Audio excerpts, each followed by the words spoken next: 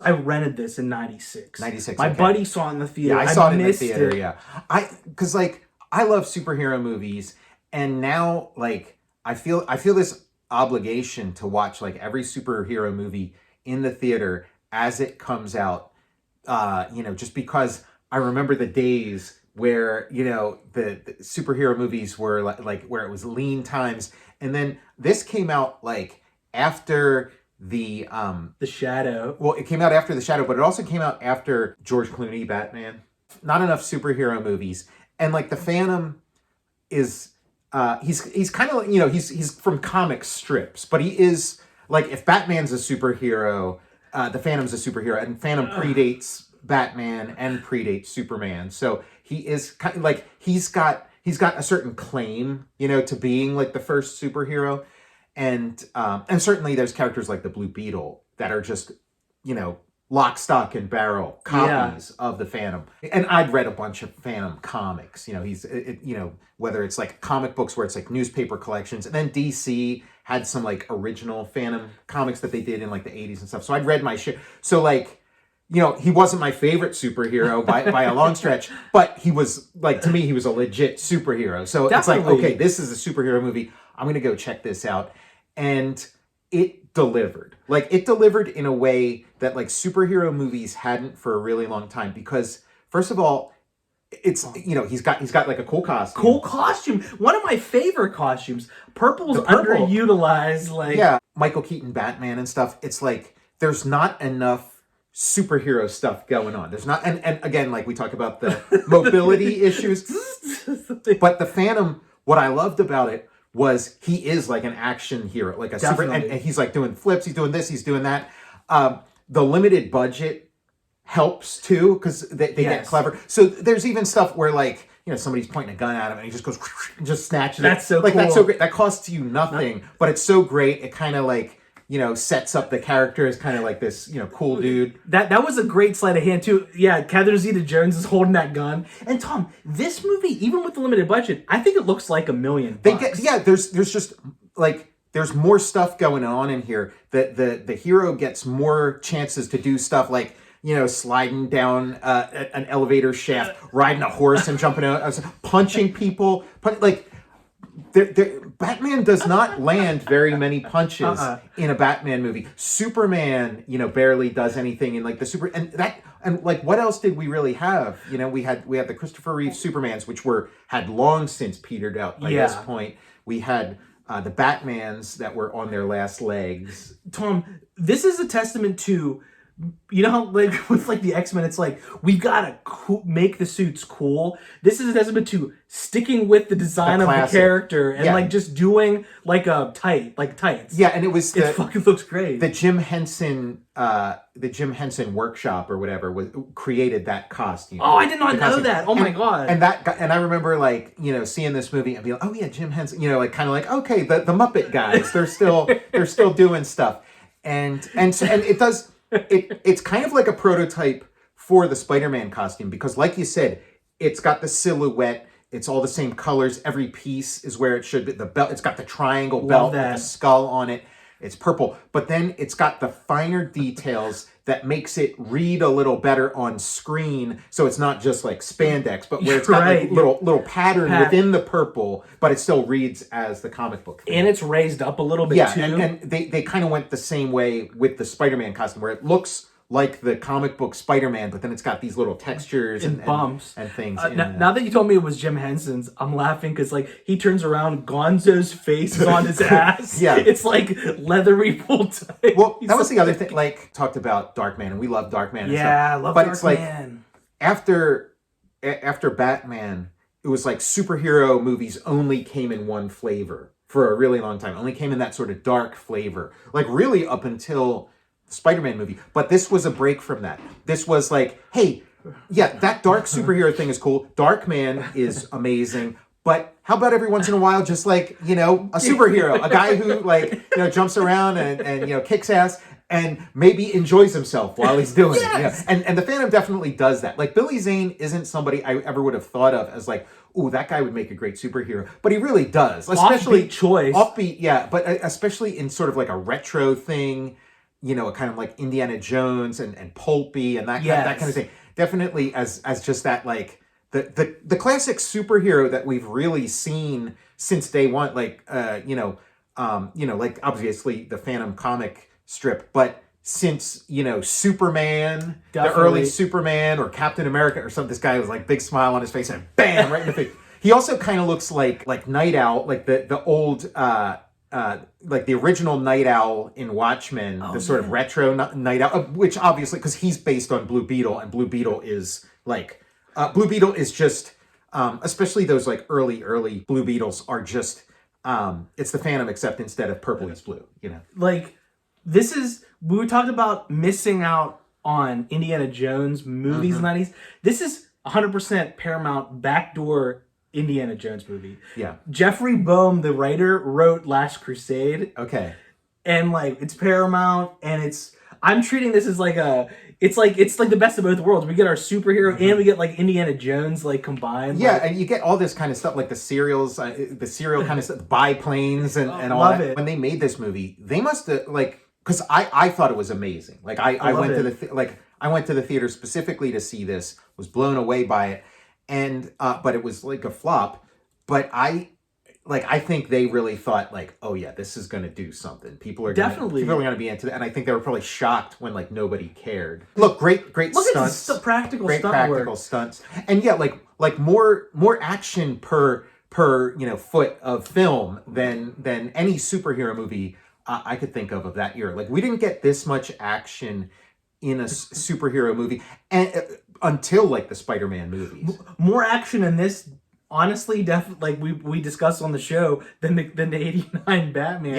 Yeah, and a credible villain. Like the villain is Xander Drax, and he's kind of like an evil Howard Hughes. You know, yes, Xander Drax. That's a great. He's like an evil Howard Hughes, which was kind of good, and the guy who plays him makes a meal of it. Treat Williams, the late recently we love Treat. Yeah, Williams. a lot of like again like this. This movie doesn't feel as old as it is. Like this movie's what, like 96. Yeah, so that's 30 years ago, like close to 30 years ago, 27 years ago.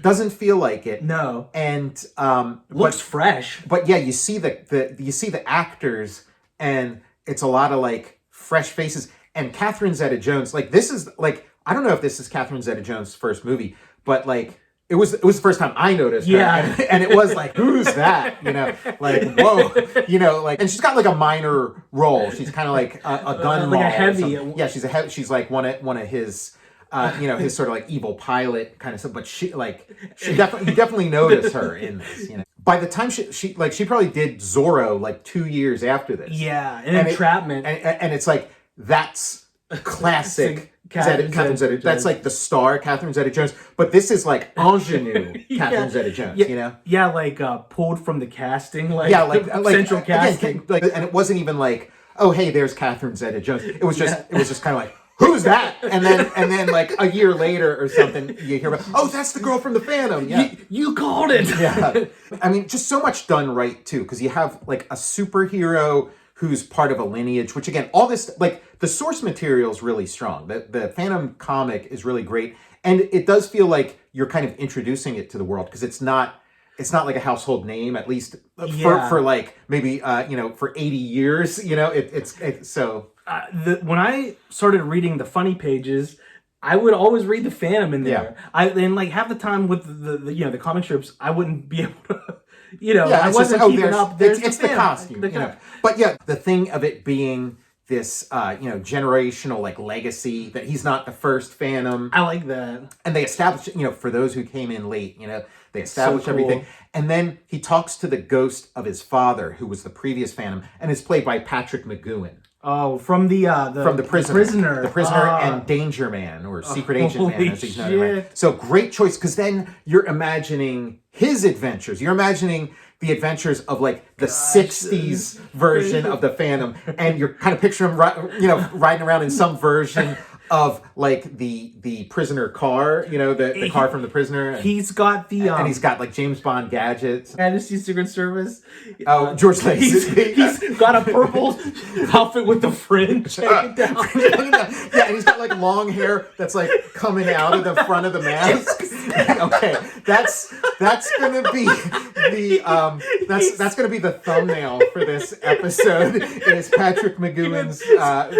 He's got two like women beside him. Right. Yeah. Like, he's in a dune buggy driving. I mean, like a Banana Splits dune. They just did so much right in this movie, so much right. And then the throne, like just the way the throne's lit, his like throne, and in the background and the color, and they did a lot with that. Like there was a lot of like press photos and things of this movie coming out where it like really looked like $1 million.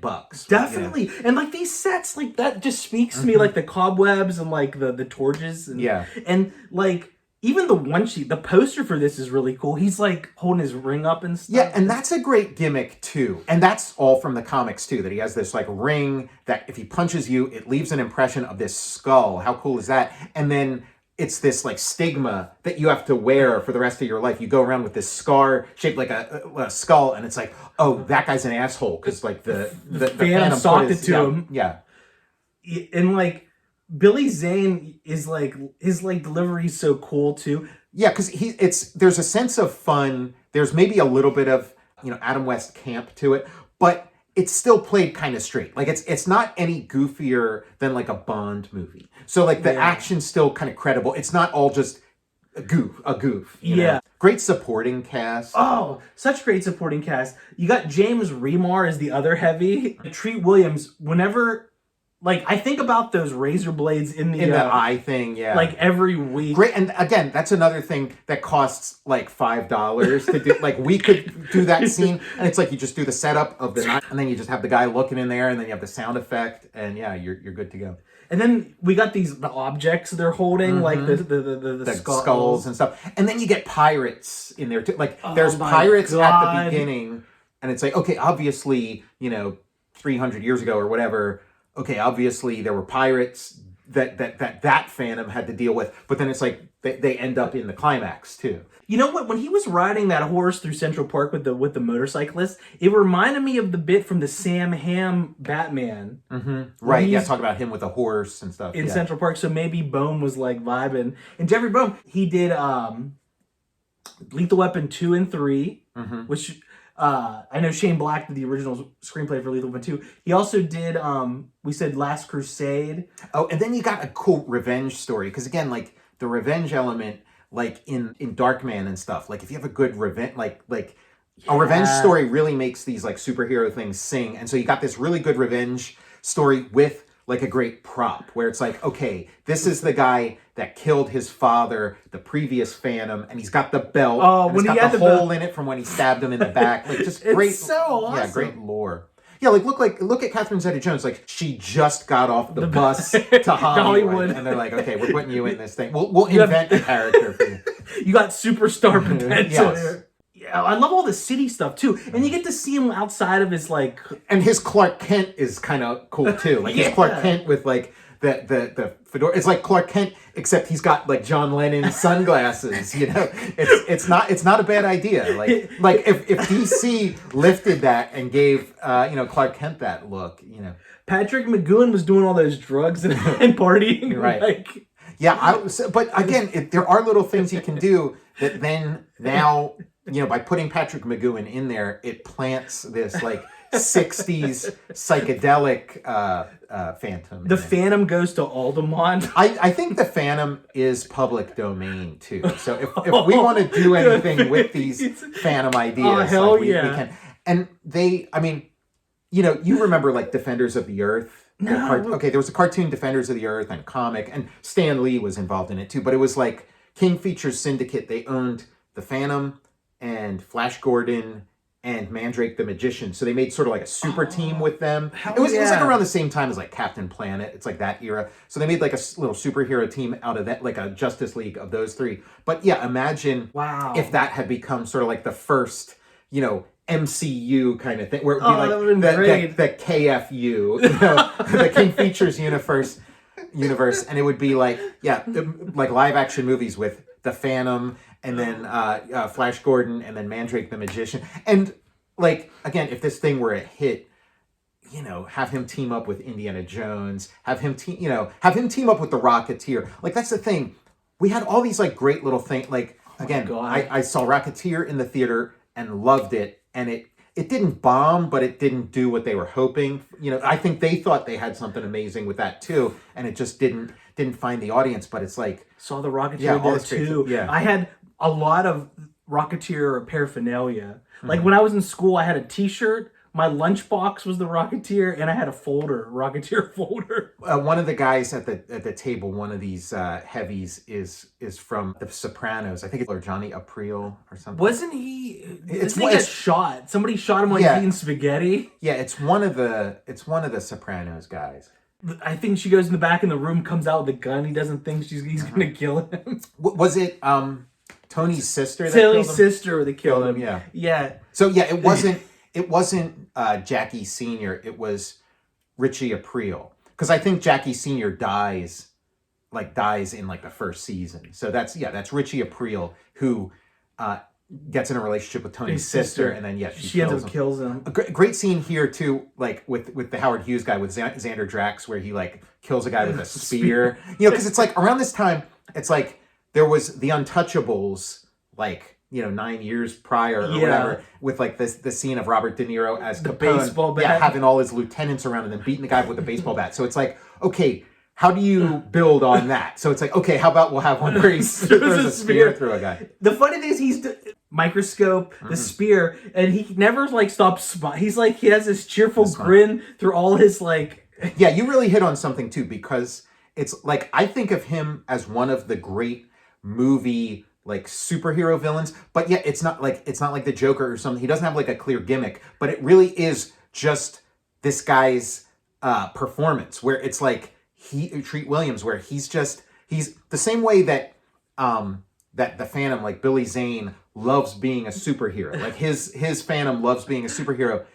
Treat Williams' villain loves being a villain. Like, and he's having a great time. And why wouldn't he? The villain in Titanic, which was after this also. Oh, you're right. It was after. Yeah, it was after this, and it was kind of a bummer. It's like, he would have been a good Jack in Titanic. This feels like this kind of bleeds into The Mummy a little bit too, because there's all those like sort of movie serial, like 1930s style things, like around this era. Which I guess we're still having. They still go there every now and then, like, golden retro kind of thing. They don't make them like they used to. Like, wish we could see something looks like this these days. I think there might be a tiny bit of CGI here and there in this, but it's largely practical effects, and you do get like when he's sliding down the thing with his guns crossed, sliding down the cords, and riding through the city on his horse and fisticuffs and stuff. Like, you want a little bit of slam bang action in your superhero movies, and they got that here. They understood that with this movie, but kind of took a while, and then the Marvel movies started doing it, and it was the that opening scene too on the rickety wooden bridge with that car that goes upside down. Yeah, so you get a little bit of Raiders of the Lost Ark kind of stuff, and it is like, okay, we did Raiders of the Lost Ark. What other kind of stuff can we do from this era? And Rocketeer, I think Dave Stevens created the Rocketeer in like 82 or something. So it was like right around that time. It was part of like this wave, it's like, and Dave Stevens worked on Raiders of the Lost Ark. That's something we need to review. They just had there's a Dave Stevens documentary on Prime. He was one of the storyboard artists for Raiders of the Lost Ark. Oh, wow. So like, that's a nice lineage to go straight from that and create the Rocketeer. Somebody who is right in that Indiana Jones world. You could imagine them like teaming up, and then we got the Phantom. The Phantom teams up with Indy. It's like a Last Crusade kind of thing where they're in this museum, and it's like, oh, how are we going to get this artifact? And then it's like, he just, the same thing with like grabbing the gun. He's just like, oh, okay, he just like grabs the thing, smashes it, and gets it out. There's no like big heist or anything. It's like, okay, he just like grabs the thing, smashes the glass. There we go. Gag. Like, what a great way to get some mileage out of your superhero. He's like he's not even in his costume. He's just in his street clothes. You can't have just like all superheroics in your movie. Just budget reasons, for pacing reasons. So it's like if you can get some cool bits. Great set too. I love a good suit of armor. The villain, that was like another thing with like the Batman series and stuff. The villains didn't seem to have much of an agenda, So but Xander Drax definitely, has an agenda. He's moving the movie forward. The Phantom's moving the movie forward. It's just really nice. So cool too with like, it is neat. Like the Phantom, he's got his tag. He has his guns. Yeah, it's nice. And the horse. The pulpy thing of like a superhero with guns. A gun-toting superhero. Because like Batman's not going to do that. Like, Batman has an aversion to that kind of thing. Like this is something of sort of like a pre-superhero archetype. Like the gun-toting superhero. That would be, like the Phantom, like the Shadow. Like it more belongs to the pulps than it does to like comic book superheroes. Indy has his little revolver.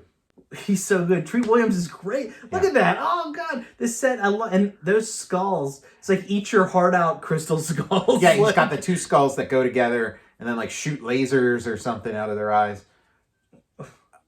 I love this. Yeah, like just like a super villain who loves what he's doing. Yeah, the two skulls and they shoot lasers out of their eyes when you join them together. There's a Jack Kirby comic. It's like one of the issues of the Black Panther, and they have King Solomon's frog, and it's like these two gold frogs, and then when you put them together, the eyes shoot lasers. Oh my god, that's awesome! I love anything with lasers coming out of eyes. Like and it moves so fast too. Like every scene is kind of doing double duty. So you have the Phantom grabbing that skull.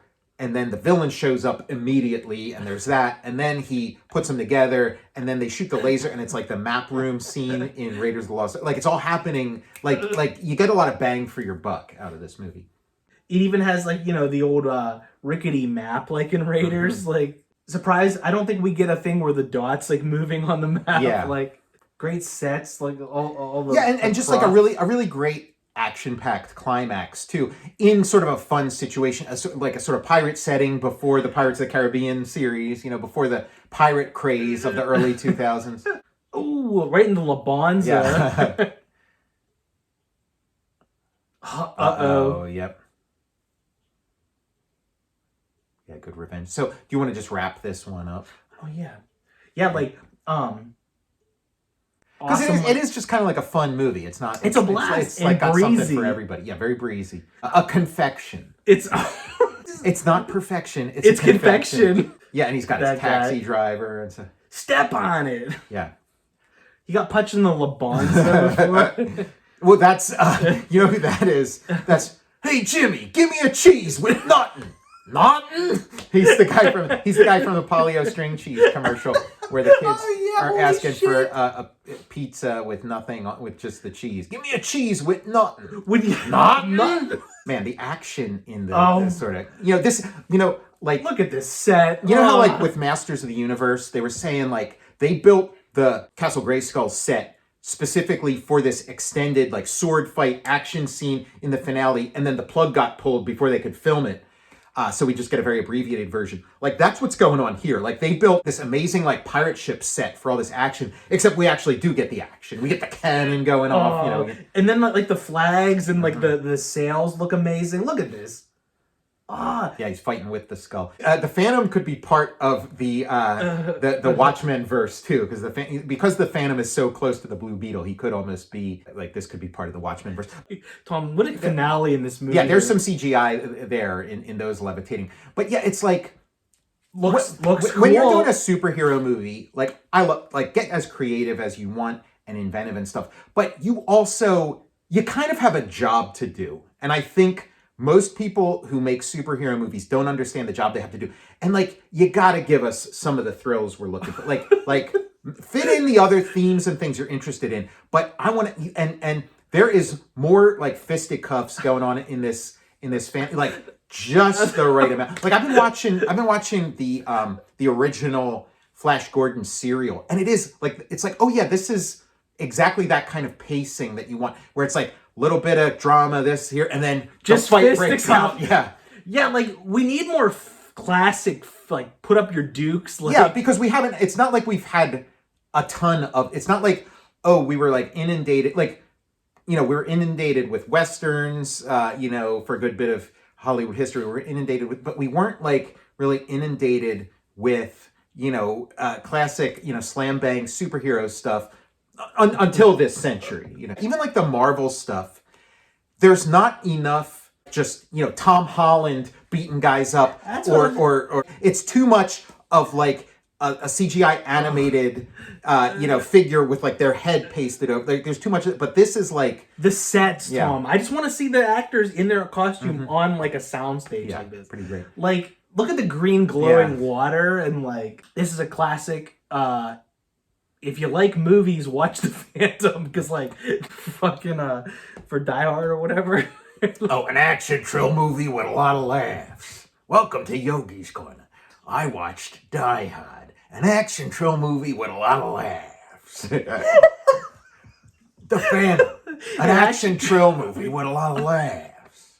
Billy Zane had a lot of good one-liners. That was the other thing he said. Bruce Willis had a lot of good one-liners. The Phantom, an action thrill movie with a lot of laughs. Billy Zane, it doesn't have a lot of laughs, but it does.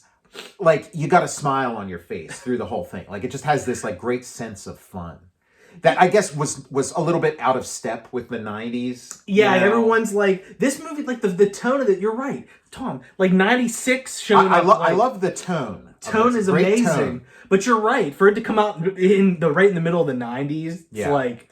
Yeah, it's like cynical, right. It should be like have like a 9 Inch Nails soundtrack and stuff like that. Like, it should be a little bit more dark and brooding.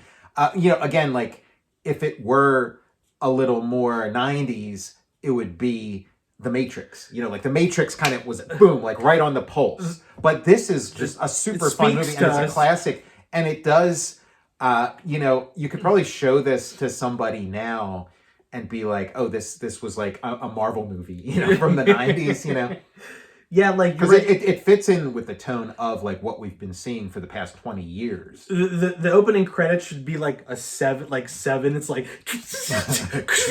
like yeah, at the end of The Phantom, he finds, like his girlfriend's head in a box. Don't open that box.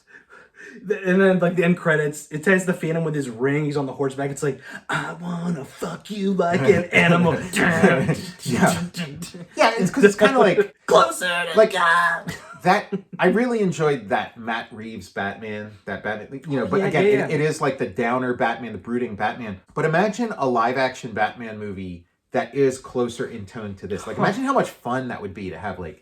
Batman just kind of kicking ass and having a good time and like enjoying his life, maybe for a minute. Like maybe he goes back to brooding, for a little bit. Yeah. But Tom, love the tone of this, but I can't get over how good the tone of this movie is. It's like just what the doctor ordered. You do get some like black leather and stuff. It does have some 90s flourishes, but just more action set pieces than any superhero movie of that era.